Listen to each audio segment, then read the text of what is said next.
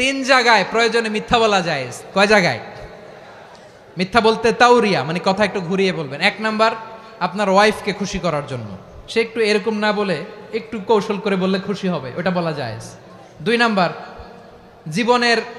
জীবন মরণের ব্যাপার, জান বাঁচানোর জন্য একটু কৌশল করে ঘুরিয়ে বললেন, এটা জায়েজ। তিন নাম্বার দুইজন ঝগড়া লাগছে তাদেরকে মিলিয়ে দেওয়ার জন্য কৌশল করে একটু মিথ্যা বলা, ঘুরিয়ে বলা জায়েজ।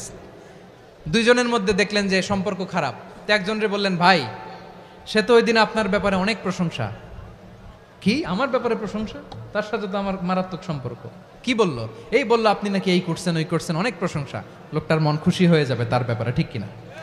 আবার তার সাথে যার ঝগড়া, ওরে যে বলুন, ভাই ওই দিন তো সে আপনার অনেক অ্যাপ্রিসিয়েশন করলো, অনেক। সে তো অবাক, কি রে বলে কি আমার? এই যে দুইজনের ব্যাপারে দুইজনের একটু ভালো ভালো কথা বলে দিচ্ছেন, একদিন দেখবেন রাস্তা দিয়ে হাঁটার সময় একে অপরকে সালাম দিয়ে ফেলছে, সালাম দিয়ে বুকে জড়ায় ধরছে, আছে না নাই? আবার মিলমিশ হয়ে গেছে। কিন্তু আমাদের স্বভাব হইলো দুই প্রতিবেশী যদি একসাথে বসে একসাথে হাঁটে, দূর থেকে দেখলে আমাদের জলে, আছে না নাই? ঘটনা কি? এই দুইটার মধ্যে এত মিল কে?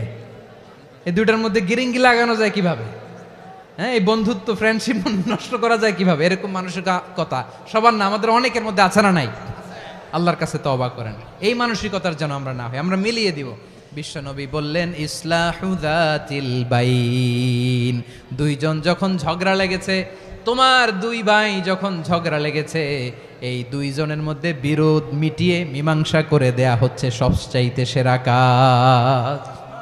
দুইজন ঝগড়া লাগছে, ইসলাহু যাতিল বাইন, দুইজনের মধ্যে মিলিয়ে দেয়া, এটা নামাজ রোজা সাদাকার চেয়ে বেশি সওয়াব। সুবহানাল্লাহ, এত আসতে। হ্যাঁ, ওয়াত্তাকুল্লাহ ওয়া আসলিহু যাতা বাইনিকুম, সূরা আনফাল। আল্লাহ বলেন, আল্লাহরে ভয় করো, ঝগড়া লাগলে মজা নিও না, ওয়াত্তাকুল্লাহ, আল্লাহরে ভয় করো, ফাসলিহু যাতা বাইনিকুম, মিলিয়ে দিও। তাহলে আমরা মিলায়ে দিব।